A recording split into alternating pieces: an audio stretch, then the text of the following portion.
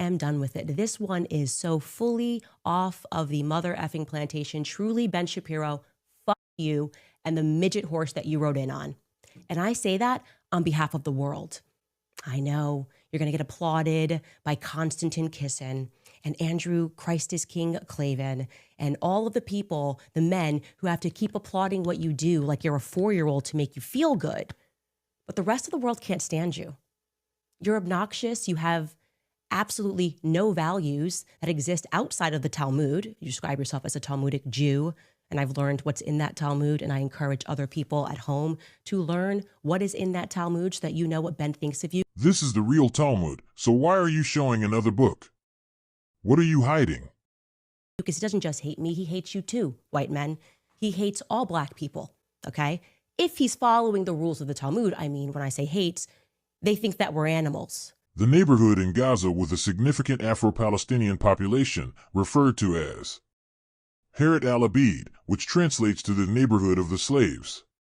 Show us something even similar in Israel. That they have a right to own us, that they have a right to make us worship them, that they have a right to lie to us. Why do you put what Islam thinks and does to black people on the Jews? How much money do you get for it? That they have a right to sue us and take everything that we have, that they have a right to deceive us, that they have a right to treat Charlie the way that he treated Charlie while he was alive. Candace Owens hated Charlie Kirk. And I was surprised to hear this, but I received a tip. Several prominent conservatives have confirmed to me and my crew that Candace Owens had been going around shortly before he died, within the months before his death, saying that she hated him. Now, I wonder if she really hated him. Maybe she was just scornful. Only to then try to defraud the population into thinking that he is somehow a part of his legacy, that he somehow cared about Charlie Kirk and cares to protect the people that are working at Turning Point USA. I received information last night that put the final pieces together for me. I now can say with full confidence that I believe Charlie Kirk was betrayed by the leadership of Turning Point USA and some of the very people who eulogized him on stage. Yes, I will be naming names and providing evidence for my claims, and I'm making a personal plea to every well-meaning person who donated to this God-forsaken organization to request a one refund. You were lied to. And leadership knew. So who exactly is lying to the public as if they are part of the legacy? Goodbye, Ben. Goodbye. Are you insane?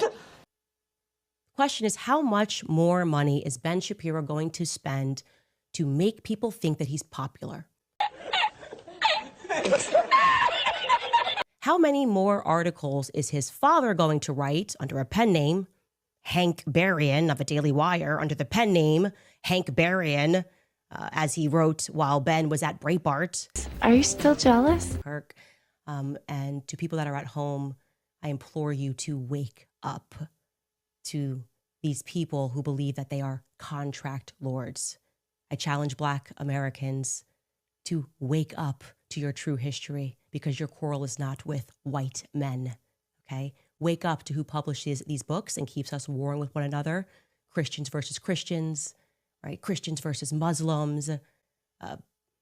Wake up and learn the true history of slavery, because that wasn't exactly a white men sport.